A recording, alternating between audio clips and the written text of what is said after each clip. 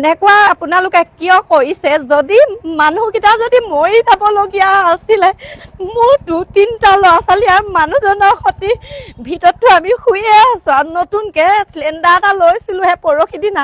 যদি এই বেৰখন জ্বলি সেই চিলিণ্ডাৰটো পোৱাহেঁতেনে মোৰ গোটেই ঘৰ দুৱাৰ জ্বলি শেষ হৈ গ'লহেঁতেন। যোৱা নিশা 1-1:30 মান বজাত আমি শুই আছিলোঁ। ৰাতি ফেন চলি আছিলে যিহেতু গমো নাপাওঁ। মোৰ এই দোকানখন আপোনাৰ গোটেইখন মানে ৰাতি দপদপকৈ জ্বলি আছিলে। আমাৰ আকৌ 2খনমান গাঁও পাৰ হৈয়ে মানে বিয়া এখন আছিলে।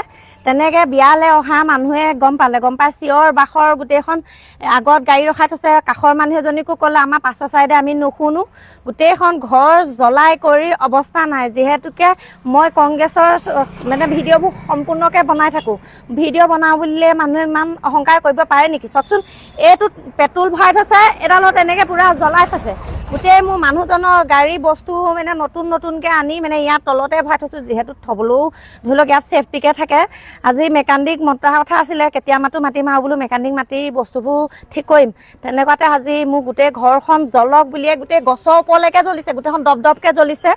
তাৰপৰা মানে মানুহ মৰি যাওক বুলিয়ে এনেকুৱা কৈছে। সেইকেইজন যোনকেইজনে দেখিছে সেইকেইজন মোৰ কাৰণে ভগৱান।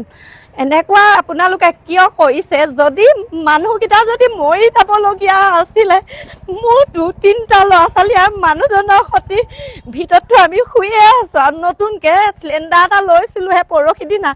যদি এই বেৰখন জ্বলি সেই চিলিণ্ডাৰটো পোৱাহেঁতেনে মোৰ গোটেই ঘৰ দুৱাৰ জ্বলি শেষ হৈ গ'লহেঁতেন।